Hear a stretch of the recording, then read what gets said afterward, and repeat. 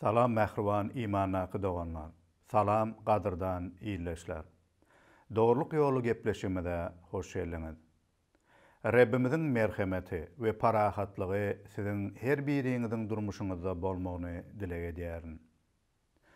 Bugünkü gepleşimizde İsa Mesih'in Resulü Pawlusyň Rimlere hatynyň iň soňky babyndan öwrenäris. Gynansak da dünýäde ve hatta imanlılar hyzmatlaryna ve ýygnaklaryna hem ýyldız bolmak islew köpelýär. Ýyldız bolmak diýende näme bolýar? Şöhrat diýmeňiz mümkin. Ýyldız bolmak bu belli bir adamlaryň aýratynlygy, owadanlygy, başarnygy, akyly we ýeten derejeleri olary başgalardan has artyk ýa-da aýratyn etmegidir. Mysal üçin, aýdym saz dünýäsinde aýdym sazyň ýyldızlary diýip tanalýanlar bar. Sport dünýäsinde hem sportyň dürli ugurlaryna ýyldız oýunçulary ýa-da sportçulary diýip tanalýan adamlar bar. Olary hemmeler tanaýar, hormat goýýar. Olaryň awraýyna, ýeten derejesine öýkünip arzu edilýär. Netijede köplenç adamlaryň ünüs merkezi özleri bolup edýän işlerine ýa-da hyzmatlaryna özlerini has wajib, has dogry we olardan başgalar bolsa köp işlemeýän ýa-da wajib däl ýaly görülýän halatlary köp.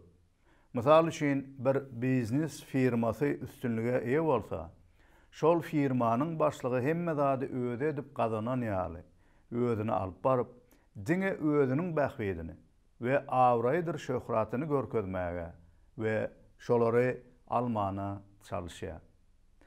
Diktator olan ýurtlarda bolsa, bütün ýurdun halkynyň zähmet çekip, gazanyp, gowy zatlara ýetmegi bir adamyň şan şöhraty we awraýy we gazananlary diýip öňe sürülýär. Beýle liderler diňe özlerini has wajib, has akylly we başarnykly diýip hasap edip, ýeten derece üçin jana ýaman zähmet çekýän başgalary hiç kim ýaly saýarlar. Beýle ýolbaşçylaryň bar ýerine nähildir bir üstünlük gazanylsa hem, bu üstünlügiň ýaşylyklary, bereketleri köp wagta dowam etmeýär. Ýa-da gazanylan üstünlügiň ýaşylygy doly, bütün jemgyýetdäki zähmet çekýänler ýa-da firmanyň zähmetkeşleri bilen paýlaşylmaýar. Köplenç gerekmejek insan höwesleriniň açgözlüginiň bähwidine gulluk edip adamlar netijede kynçylyk çekýärler. Şeýle ýagdaýlar gynansak da käbir imanlar ýygnaklaryna we ruhy hyzmatlarda hem şeýle özlerini ýyldız lider ýaly, ýyldız pastor, ýyldız ruhy çopan, ýyldız hyzmatçy edip görkezmäge çalışýanlar bar we köpelýär. Bir hyzmatyň ösmegi, nähildir bir üstünlüge eýe bolmagy, diňe bir lideriň öwülmegine, şöhratlanmagyna getirýän halatlar bar. Beýle tekebbir we öz bähwidi üçin ýaşamagy görýän ruhy çopanlar ýa-da liderler hem bulardan hoşal bolup, özlerini hassa beýgeltmegiň ışgyna düşüp, bu näme dogry ýolla, hassa öňe ilerlemäge hereket edýärler. Bu bolsa İsa Mesih Rabbimiziň we onuň resullarynyň häsiýetlerine mahsus bolmadyk häsiýetler we hereketlerdir. Resul Pawlusyň Rimlere hatyny öwrenmek bilenem, Pawlusyň bu meselelerde dogry hereket edenligini we hemişe durmuşyndaky her bir meselede alaytada hyzmatyna Hudaýyň şöhraty üçin edenligini, onuň padşalygynyň giňelmegi üçin bolan hoş hawaryň bähwidi üçindigini we onuň hyzmaty netijesinde emele gelen ýygnaklaryň, hyzmatlaryň we hoş hawaryň dürli ýerlere ýaýramagynyň esasyna Hudaýyň güýjüniň, akyldarlygynyň we mukaddes ruhyň işiniň we özü bilen egine bile hyzmat eden yüzlerçe, belki de müňlerçe hyzmatkärleriň bolandygyny ýatladýar. Pawlus hakykatdan hem köp ugurdan başarnyklydy. Hudaýyň akyldarlygyna, mukaddes ruhun ona veren güýjüne eýe bolan bir resuldy. Hatta İsa Mesih'e iman etmedinden öňkü durmuşunda hem has aýratyn bilime we derece eýe bolan bir Ýewreýleriň ýewreýidi. İsa Mesih'e iman edip resulluğa çağrılandan sonra Paulus Mesih'in resullarynyň içinde iň köp hyzmat edip hoş habary dürli yerlerde wagt edip ýygnaklaryň emele gelmegine ullakan goşan resullar. Emma Paulus hiç haçan hem özüni bir yıldız resul ýa-da ýolbaşy edip görkezmäge çalışmady. Seredin ol özü barada we hyzmaty barada näme diýär? Howa muny batyrgaýlyk bilen diýärin. Sebäbi başga milletleriň Hudaýa tabin bolmak üçin İsa Mesih'in özü arkaly eden işleri barada aýdýandyryň. Ünüs beriň, İsa Mesih'in eden işleri barada. Ol muny sözde we işte, alamatlar, mucizalar we mukaddes ruhun güýji arkaly amal etdi. Paulus näme diýär? Mukaddes ruhun güýji arkaly İsa Mesih etdi diýär. Meni ulanny diýär. Paulus durmuşunda we hyzmatynda hemişe-de Rabbin şöhraty üçin ýaşap hyzmat etdi. Ve ýanynda hyzmat edenleri hemişe-de ýatlady. Olar üçin Hudaýa şükür etdi ve olar üçin başga hyzmatçylar üçin begenni. Hudaýyň ol arkaly eden hyzmatynda özüniň ýekedärligini ýatlatdy. Ine şonuň üçin Rimlere hatynyň iň soňky baby 16-njy babda ol ine bular aýdýar. Gelin ilki bilen bu babdan käbir aýatlary okalyň. Kenheriýadaky ýygnagyň hyzmatçysy aýal doganymyz Fibini size tapşyrýaryn. Onu Rabbimiziň haky üçin imanlara gelişýän tärde mihman alyň. Ähli mätäşliklerine kömek berin. Çünki ol köplere, şol sanyna maňa da ençemegede kömek etdi. İsa Mesih'e hyzmat edýän iýleşlem Priska we Akila salam aýdym. Olar meniň üçin öz janlaryny hopasyna saldylar. Olara diňe menden başga milletlerden bolan ýygnaklar hem minnetdardyrlar. Olaryň öýünde ýygnanýan ýygnaga da salam aýdym. Ediz dostum, Epenete hem salam aýdym. Ol Aziya welaýatyndakylaryň arasynda ilkinji bolup İsa Mesih'e iman etdi. Sizin üçin arman, ýadyman zähmet çeken Meryem'e salam aýdym. Meniň bilen tutsawlykda bolan tiredeşlerim Andronik bilen Yunia salam aýdym. Olar Resuluň arasynda ad awray gazanyp Mesih'e menden öň iman edipdiler. Rep arkaly ediz dostum bolan Ampliata salam aýdym. İsa Mesih'e hyzmat edýän iýleşlem Urbana, ediz dostum Istaha salam aýdym. Mesih'in sadyk şägirdi Apela salam aýdym. Aristobuluň öý içerisine hem salam aýdym. Tiredeşim Hirediyuna salam aýdym. Narkusun içerisinden Rebbe iman edýänlere salam aýdym. Reb üçin arman ýadyman zähmet çekýän aýal doganlarymyz Trufayana ve Trofosa salam aýdym. Reb üçin köp zähmet çekýän ediz aýal doganymyz Perse hem salam aýdym. Reb tarapyndan saýlanlyp seçilen imandaky doganym Rufusa we onuň enesine salam aýdym. Rufusyň enesi maňa da hut öz ogly ýaly garaýa. Asinkrita, Flegona, Hermesa, Patroba, Herme ve olaryň ýanyndaky doganlara salam aýdym. Filologa, Yulia, Olimpa, Nereya, onuň aýal doganyna we olaryň ýanyndaky Hudaý halkynyň baryna salam aýdym. Bir-biriňizi mähirli oşap salamlaşyň. İsa Mesih'e degişli bolan ýygnaklaryň bary size salamy berýär. Paulusyň bu aýdýan sözlerine we salamlaryna aýratyn şahsiýetleriň atlaryny tutmagyna birinji bilen bellemeli zat. Paulus hemişe-de özü bilen hyzmatdaşlyk edip, az ýa-da köp bolsun, nähildir hyzmatyna we Rabbin paçalygynyň giňelmegi üçin edilýän hoş havar üçin goşan adamlara ulu baha vermegidir ve olaryň gymmatyny bilip olara hormat goýmagydyr. Şu wagt ýolbaşçy bolup hyzmat edýän doganlara ýüzlenmek isleýärin.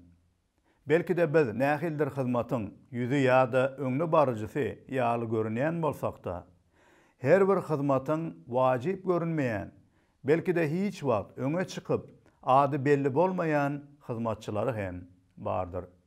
Olaryň barlygyny we olarsyz hyzmatlarymyzyň Rebbiň şöhraty üçin bolan üstünlükli bolup bilmejegini ýatdan çykarmaly däldiris. Ýygnakda hatda ejiz görünýän agzalaryň hem Reb üçin wajyp bolşýaly. Käbir uly goşant goşmaýan ýaly görünýän hyzmatçylar hem Rebbiň hasyl meýdanyna wajypdyrlar. We Reb olary hem paçalyk üçin ulanýanlar. Olaryň gadyr gymmatyny bilip, olara Pawlusyň üns berişýaly, üns berip edýän goşantlaryny ýatlamagymyz gereklidir.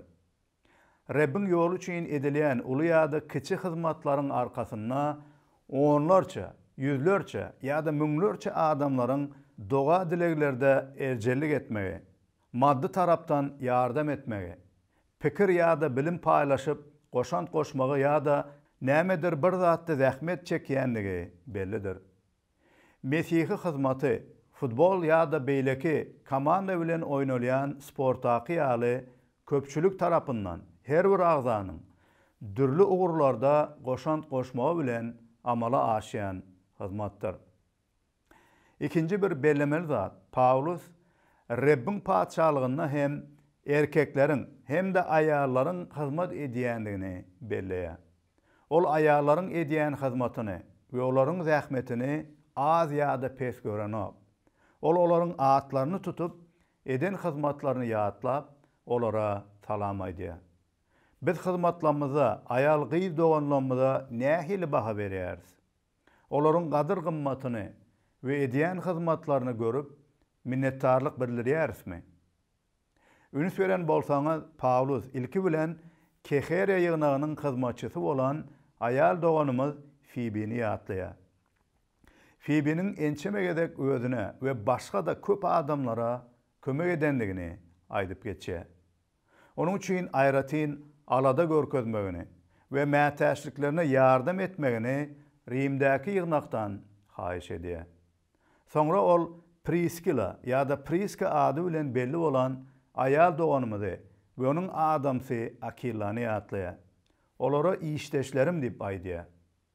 Olaryň janlaryny hop astyna salyp Pawlus üçin edenlerini ýatlaýarlar. Pawlus birnäçe aýal doganlarymyzyň, Meryem atly aýalyň we başga da köp aýallaryň atlaryny birin tutup geçýär. Ol näme diýär? Reb üçin arman ýadyman zähmet çekýän aýal doganlarymyz Trufaýana we Trufosa salam aýdyn. Reb üçin köp zähmet çekýän eziz aýal doganymyz Perse hem salam aýdyn. Reb tarapyndan saýlanyp seçilen imannaky doganym Rufusa we onuň enesine salam aýdyn. Rufusyň enesi maňa da hut öz ogly ýaly garaýar. Biziň hyzmatymyzda hem biziň bilen egin-egine berip hyzmatdaşlyk edýän gaty köp aýal gyz doganlarymyz bar. Biz olar üçin Rebbimize şükür edýäris.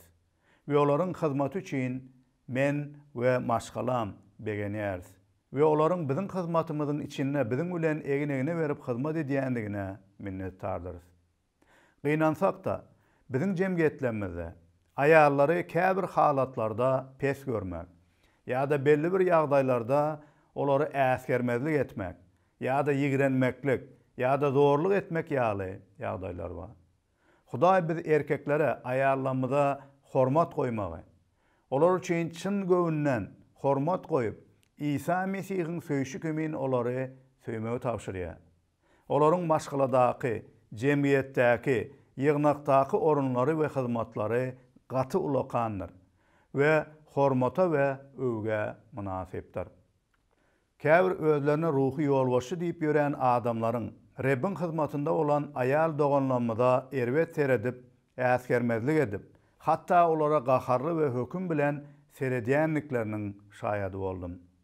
Bu bolsa Reb İsa Mesihiň we Resul Pawlusyň hem tasdiklap bize öwreden iman taglimatyna gelişmeýän zatlardyr. Sizin ayal hyzmatçylara bolan düşünjäňiz nähili? Siz olara çyn göwünden hormat goýup alad edýärmisiňiz? Sizin bilen ýa-da başga ýygnaklarda we hyzmatlarda hyzmat edýän ayal doganlanmada hormat goýýarmysyňyz? Ve olar üçin Rebbe minnetdarlyk aýdýarmysyňyz? Pawlusyň öwredýänlerine üçüncü bir bellemeli zat. Rebbiň hyzmatyna dürli ugurlarda hyzmat edýän we dürli ýerlerde ýaşap, dürli işlerde işleýän hyzmatçylaryň bardygydyr. Hemmeler ruhu çopan, ruhu hyzmatçy, hoş habarçy ýa-da başga ruhu hyzmat titullaryna eýe bolup hyzmat etmeseler-de, her bir ýerde Reb we onuň paçalygy we hyzmaty üçin alad edýän doganlanmaz bar. Ýygnak agdalarynyň her biri Rebbiň paçalygyna hyzmatçydyrlar.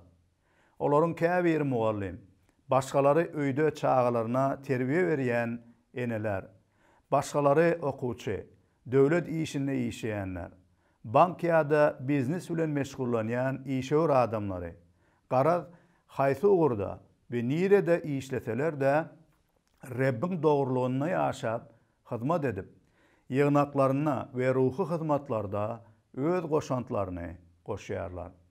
Käbir halatlarda biz diňe ruhy titula ýa-da ruhy hyzmatçy adyny göterýän doganlara aýratyn ünüs ýa-da baha berip, bu ady götermeýän ýa-da resmi taýdan hyzmata bellenmedikleri ikinji hatarda görmäge çalışýarys. Doganlarymyzyň köpüsi edilýän ruhy hyzmatlaryň öňünden gidip, lider hökmünde görünmeseler-de, öz mümkinçilikleri bilen Rebbiň paçalygyna dürli ugurlarda goşantlaryny goşýandyrlar we goşmalydyrlar. Belki sizin käbiriňiz, ay men ruhu çopanam näl, hoş habarçy ýa-da hyzmatçy, ruhu mugallim ýa-da beýleki ýygnak hyzmatlaryna bellenilmedim. Men näme etmeli? Ýa-da meniň ornum hem hyzmatym hem belli däl diýip lap keşlenýän bolmaňyz mümkin. Şunu ýatda saklaň. Reb İsa Mesih üçin, Rebbimiz üçin sizin her biriňiz hyzmatçysyňyz we durmuşyňyzda iman arkaly sizde döredýän we hereket edýän dogruçylyk häsiýetleriňiz we işleriňiziň her biri Rebbiň paçalygy üçin goşantyr.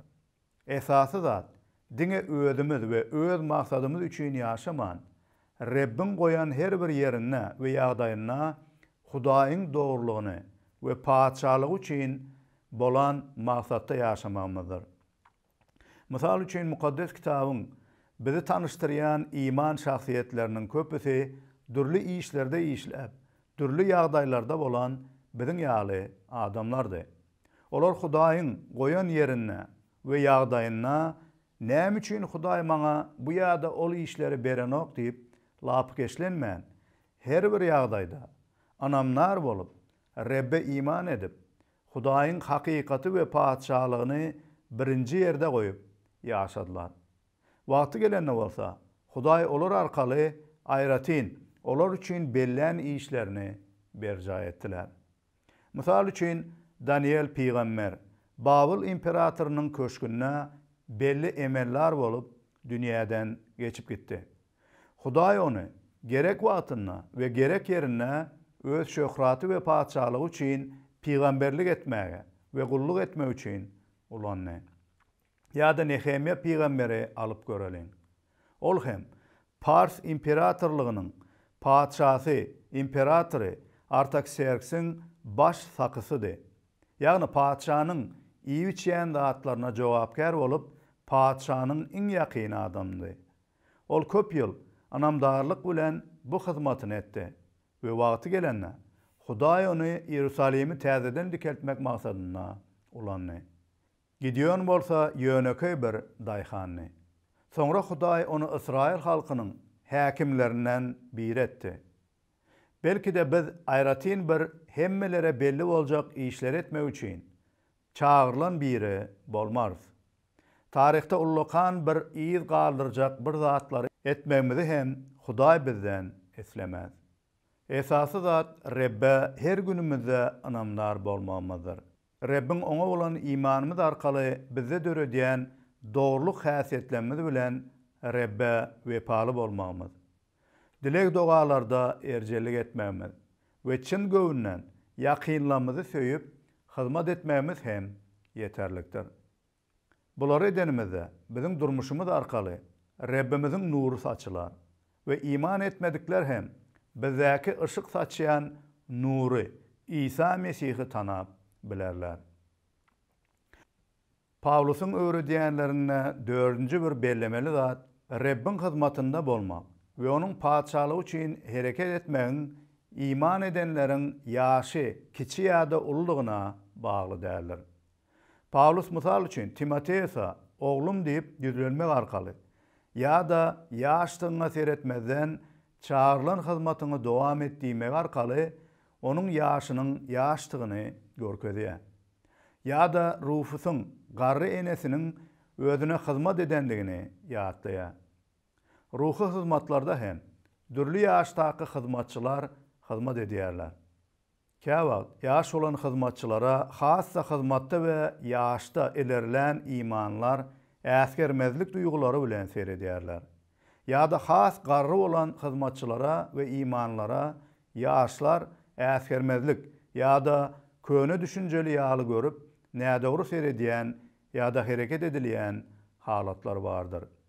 Rebbin hakykaty bolsa, bize ýaşlaryň hem, garrylaryň hem ruhy hyzmatda wajypdygyny ýatladýar.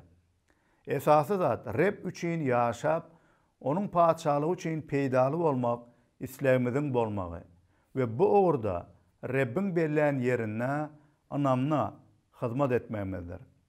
Eden gurrunlarymyzy jemläp aýtsak, Pawlus eden hyzmatlarynyň esasyna Rebbin özüne görkeden merhametiniň, mukaddes ruhun güýjüniň we akyldarlygynyň durandygyny we eden hyzmatlaryna özüniň ýeke bolman köp sanly doganlaryň kimdigine, ýagny aýal ýa-da erkekdigine, nirede we nähili hyzmaty edýändigine, ýaş ýa-da garrydygyna seretmezden Rebb üçin wajypdygyny aýdyp geçýär.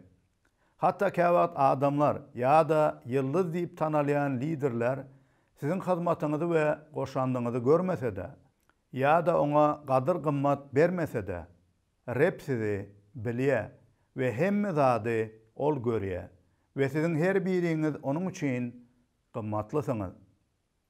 Öňne bolup belli olan ruhy ýolbaşçy ýa-da lider bolup hyzmat edýän hyzmatçylar. Biz käwagt muny boyun alsak da ýa-da biziň durmuşymyzda we hyzmatymyzda goşanlary ýatlamak islemesek-de biziň her birimiz öz-özümizden yeten derejämize, hyzmatymyza yetmedik. Hudaýymyz öz merhemeti bilen biziň durmuşymyzda dürli ýagdaýlarda we dürli zatlar bilen başga doganlaryň zähmeti we hyzmaty bilen bizi gelen ýerimize getirdi. We edýän hyzmatlarymyzyň arkasyna egine berip durýan doganlarymyzyň bardygy üçin hyzmat edip bilýänligimizdir.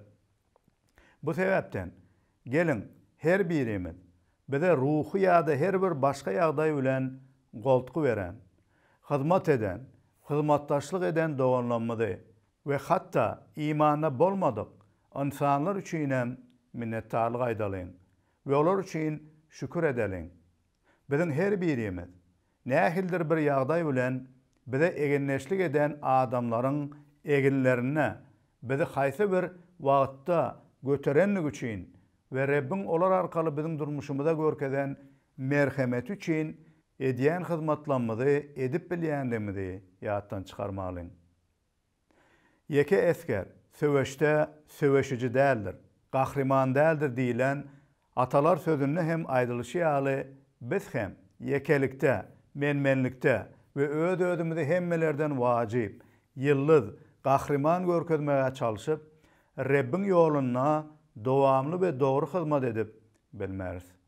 Bu sebäpden her birimiz kiçi ýa-da uly bolsun, durmuşymyza we hyzmatymyza ýardam eden, zähmet çeken we hyzmatdaşlyk edenleri ýatlap Rebbimize şükürler aýtmagy öwreneli. Başga bir bellemeli wajyp zat Pawlusyň hyzmatyna goşant goşup, oňa hyzmatdaşlyk edenler ýaly biz hem hakykatda Rebb üçin we onuň paçalygy üçin can aýaman zähmet çekýän hyzmatçylaryň hyzmatlaryna da goşant goşmak, nädip goşant goşmak barada pikir etmeliler. We Hudaýdan bize doğrulygyna muny görkezmegini soramalylar. Reb ýolunda ýagny hoş habary wagt etmek, öwredip ýaýratmaga durmuşlaryny doğrulygyna bagş eden hakyky hyzmatçylary tanap, olaryň hyzmatlary üçin doga dilek etmek, maddi taýdan ýardam etmek üçin hem can çekmemiz hem gereklidir. Sen Rebbin hyzmaty üçin nähili goşant goşýarsyň? Belki de doga dilek bilen, belki de mihman almak, ýa-da hyzmatçy bilen bilelikde hoş habary aýtmaga gitmek bilen, ýa-da nähildir bir mätäçlige ýardam etmek ýaly zatlary edip bilersiň. Rebbe ýüzlen we özüňi nähili we haçan haýsy ýagdaý üçin ulanjakdygyny ondan sora. Goý Rebbimiz biziň barymyzda merhemet we parahatlyk etjilsin. Her birimize birek-bire hormat goýup, söýüp ýaşamaga bize goltugy bersin. Goý Rebbimiziň ady hemişede, her bir ýerde, her bir ýagdaýda durmuşumuz arkaly, hereketlenmemiz arkaly şöhratlansyn. Onuň şöhraty üçin, onuň paçalygynyň giňelmegi üçin, onuň hakykaty üçin ýaşamaga bize güç kuwat bersin. Onuň ady övgülere, şöhrata eýe bolsun. Amin.